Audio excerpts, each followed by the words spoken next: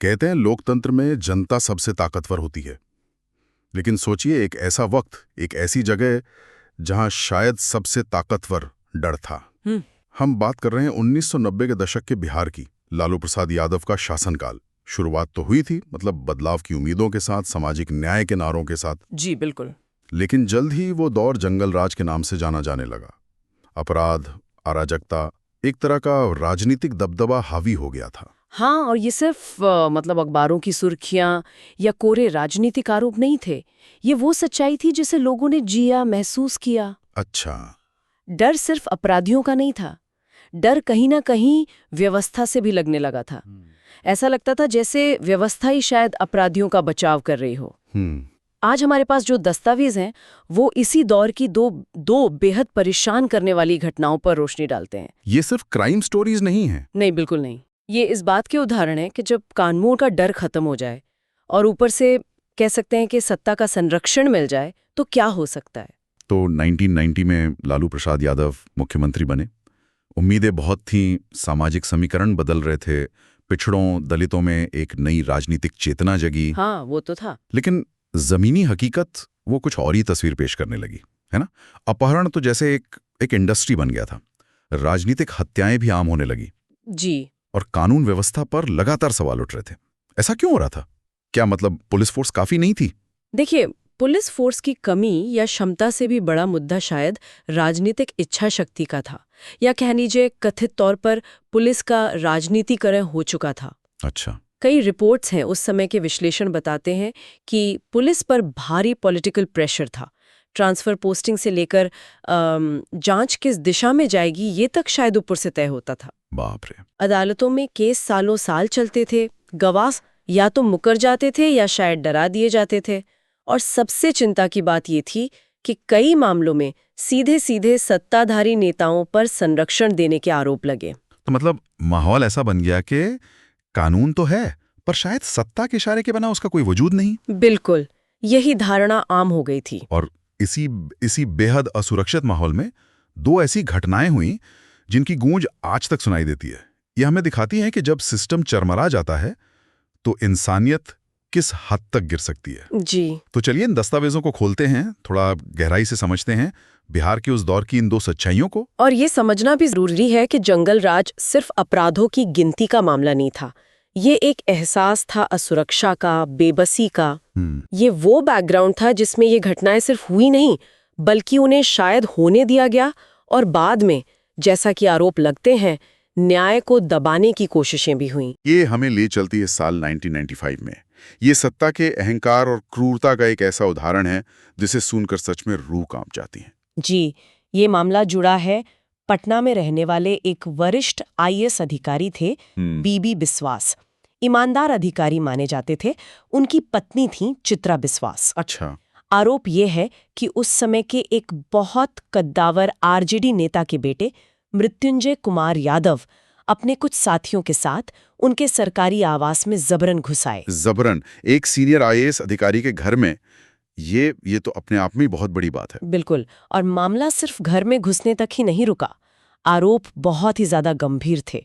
दस्तावेजों और अदालती कार्यवाही के मुताबिक मृत्युंजय और उसके साथियों ने कई दिनों तक चित्रा बिस्वास और घर की दूसरी महिलाओं को बंधक बनाकर रखा। बंधक बनाकर? जी हाँ। और उनके साथ बार बार सामूहिक बलात्कार किया।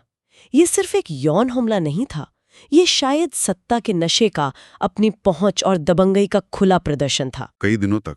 और किसी को मतलब कानों कान खबर नहीं हुई या खबर होने नहीं दी गई? यही तो सबसे डरावना पहलू है इसका। कहा जाता है कि परिवार को जान से मारने की धमकियां दी गई थीं। अगर जुबान खोलिए तो पूरा परिवार खत्म कर देंगे। हे भगवान। इस धमकी ने परिवार को पूरी तरह से तोड़ दिया था। डर इतना ज्यादा था कि वो लोग तुरंत पुलिस में शिकायत दर्ज कराने की हिम्मत भी नहीं जुटा पाए। तो ये दिखाता है कि अपराधियों को सिस्टम का कोई खौफ ही नहीं था। बिल्कुल नहीं था। लेकिन इस मामले में जो सबसे ज्यादा झकझोर देती है वो चित्रा विश्वास का बाद में कोर्ट में दिया गया बयान है। हाँ, वो बयान वो दिल दहला देने वाला है सच में।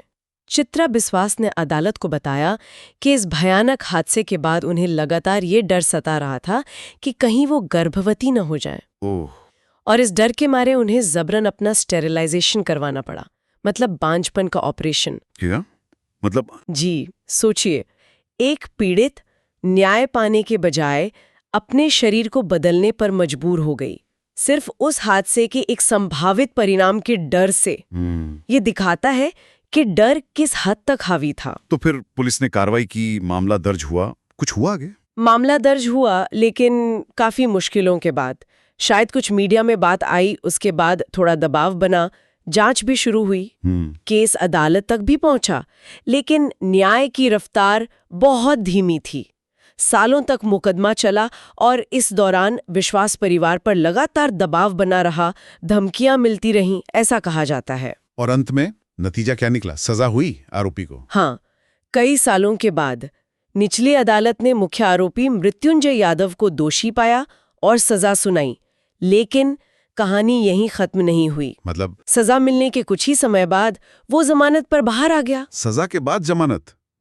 इतने गंभीर अपराध में ये कैसे मुमकिन हुआ? देखिए, यही उस दौर की न्याय व्यवस्था पर एक बहुत गंभीर सवाल खड़ा करता है। जमानत मिलना कानूनी प्रक्रिया का हिस्सा है, हाँ, लेकिन इतने संगीन मामले में सजा के फौरन बाद जमानत मिल जाना, इसने कई लोगों को हैरान किया। हाँ, बिल्कुल। विश्लेषक मानते हैं कि ये रसूख और राजनीतिक पहुंच का ही नतीजा था। ये केस एक तरह से प्रतीक बन गया इस बात का कि कैसे अपराधी सजा पाकर भी सिस्टम की कमजोरियों का फायदा उठाकर आजाद घूम सकते थे, जबकि पीड़ित वो डर के साए में जीने को मजबूर थे। सत्ता का संरक्षण न्याय प्रक्रिया को कैसे बेमानी बना सकता है, ये उसका एक बहुत ही क्रूर उदाहरण है। तो वाकई ये घटना सिर्फ एक अपराध नहीं, ये तो पूरी व्यवस्था के फेल होने की कहानी जगती है। जी। अब चलते हैं कुछ साल आगे। 1999 में एक और घटना जो शायद और भी ज्यादा रहस्यमयी और परेशान करने वाली है, और इसकी आंच सीधे सत्ता के गलियारों तक पहुंचती है। जी हाँ, ये घटना है पटना शहर की ही। जुलाई 1999 एक सुनसान जगह पर खड़ी एक कार में दो युवाओं के शव मिलते हैं, 23 साल की शिल्पी जैन और 27 साल के गौतम सिंह। अच्छा। दोनों अच्छे दोस्त थे, पटना के जाने माने प्रतिष्ठित परिवारों से आते थे। शव मिले किन हालात में? क्या कोई हादसा था ये? शुरुआती तौर पर कोशिश तो हुई इसे हादसा या आत्महत्या दिखाने की, लेकिन हालात वो कुछ और ही कहानी कह रहे थे। दोनों के शव लगभग नग्न अवस्था में थे और उनके शरीर पर जोर जबरदस्ती के निशान भी पाए गए। मामला तब और संगीन हो गया जब पोस्टमार्टम रिपोर्ट सामने आई। पोस्टमार्टम रिपोर्ट में क्या था? उसने क्या बताया? पोस्टमार्टम रिपोर्ट ने तो केस की दिशा ही बदल दी। रिपोर्ट में साफ तौर पर कहा गया कि शिल्पी जैन के शरीर में एक से ज्यादा पुरुषों का वीर्य पाया गया है। क्या कह रही हैं? जी, इससे गैंगरेप की पुष्टि हुई। साथ ही मौत का कारण गला घोटना या जहर देना बताया गया। गौतम सिंह की मौत भी संदिग्ध परिस्थितियों में हुई थी। मतलब साफ था कि ये आत्महत्या या हादसा नहीं था। बिल्कुल नहीं, ये एक बर्बर दोहरा हत्याकांड था जिसमें गैंगरेप भी शामिल था। और इस मामले की सबसे विस्फोटक कड़ी क्या थी? वो कौन सी बात थी जिसने इसे बिहार ही नहीं पूरे देश में चर्चा का विषय बना दिया था? वो थी वो जगह जहां माना जा रहा था कि ये अपराध हुआ। जांच में ये बात सामने आई कि घटना से पहले शिल्पी और गौतम को आखिरी बार जिस सरकारी फ्लैट मतलब क्वार्टर के आसपास देखा गया था और जहां शायद ये वारदात हुई, वो क्वार्टर उस समय के सबसे प्रभावशाली लोगों में से एक लालू प्रसाद यादव के साले साधु यादव को आवंटित था। साधु यादव यानी मुख्यमंत्री के परिवार का सदस्य? हाँ, और साधु यादव उस समय बिहार की राजनीति में एक बेहद ताकतवर नाम थे। जैसे ही उनका नाम इस केस से जुड़ा, मामला तो पेचीदा हो गया होगा। बहुत ज्यादा। पूरे मामले पर जबरदस्त राजनीतिक दबाव आ गया। शक की सुई सीधे साधु यादव और उनके करीबियों की तरफ घूम रही थी। परिवार वाले, मीडिया सब लगातार सवाल उठा रहे थे। तो फिर जांच कैसे आगे बढ़ी? सीबीआई को दिया गया मामला? क्या साधु यादव से पूछताछ हुई? जी, मामले की गंभीरता को देखते हुए केस सीबीआई को सौंपा गया। सीबीआई ने जांच शुरू भी की और परिस्थितिजन्य साक्ष्य जो थे वो साधु यादव की तरफ इशारा कर रहे थे। अच्छा। जी, जांच को एक निर्णायक मोड़ देने के लिए सीबीआई ने साधु यादव का डीएनए टेस्ट कराने की मांग की ताकि घटनास्थल से जो सैंपल्स मिले थे उनसे मिलान किया जा सके। ठीक है, ये तो लॉजिकल कदम था। तो उन्होंने डीएनए टेस्ट करवाया? नहीं, साधु यादव ने डीएनए टेस्ट देने से साफ इनकार कर दिया। इनकार कर दिया सीबीआई को? जी हाँ, ये एक बहुत बड़ा टर्निंग पॉइंट था। सोचिए, एक केंद्रीय जांच एजेंसी देश के इतने बड़े नेता के रिश्तेदार से जांच के लिए सैंपल मांग रही है और वो खुले आम मना कर देता है। ये तो उनके रसूख और सिस्टम पर उनकी पकड़ को दिखाता है। बिल्कुल, उनके इनकार ने शक को और गहरा कर दिया, लेकिन जांच वो एक तरह से वहीं थम सी गई। तो फिर सीबीआई ने क्या निष्कर्ष निकाला? अगर मुख्य कड़ी ही जांच में सहयोग ना करे तो सच सामने कैसे आएगा? यही इस केस की सबसे बड़ी त्रासदी है। परिवार लगातार न्याय की गुहार लगाता रहा, मीडिया में मामला गरमाया रहा, लेकिन धीरे धीरे सब ठंडा पड़ गया। और फिर 4 साल बाद 2003 में सीबीआई ने अपनी क्लोजर रिपोर्ट फाइल की, जिसमें इस दोहरे हत्याकांड को आत्महत्या करार दे दिया गया। आत्महत्या? लेकिन पोस्टमार्टम रिपोर्ट, गैंगरेप और हत्या की पुष्टि उसके बावजूद ये कैसे हो सकता है? यही सवाल आज तक पूछा जाता है। यहाँ जो सबसे ज्यादा चौंकाने वाली बात है वो है फॉरेंसिक सबूतों और आधिकारिक निष्कर्ष के बीच का जमीन आसमान का अंतर। हाँ। पोस्टमार्टम चीख कर कह रहा था कि ये हत्या है, गैंगरेप हुआ है।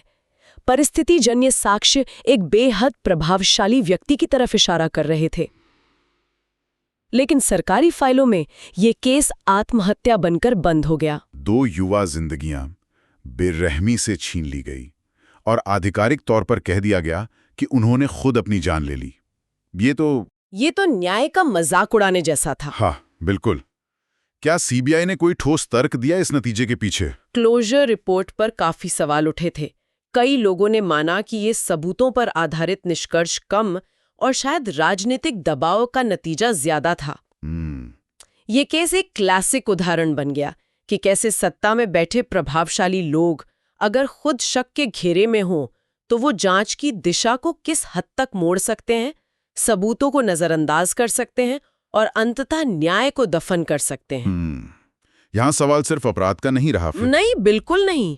यहाँ तो न्याय देने वाली संस्था सीबीआई जैसी एजेंसी की विश्वसनीयता पर ही प्रश्न चिन्ह लग गया था। आज इन दोनों घटनाओं को लगभग 25 से 30 साल बीत चुके हैं। बिहार की राजनीति और समाज में बहुत कुछ बदला है यकीनन, लेकिन जब हम इन दस्तावेजों को देखते हैं तो सवाल आज भी वही खड़े हो जाते हैं। जी। क्या लोकतंत्र में न्याय हमेशा सत्ता से बड़ा होता है या अक्सर सत्ता ही तय करती है कि न्याय किसे, कब और कैसे मिलेगा? और उन पीड़ितों का क्या हुआ होगा?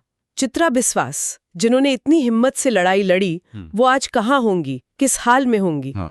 शिल्पी जैन और गौतम सिंह, परिवार, जिन्होंने पहले अपने बच्चों को खोया और फिर शायद न्याय को भी मरते देखा, क्या उन्हें कभी अपने सवालों के जवाब मिले होंगे?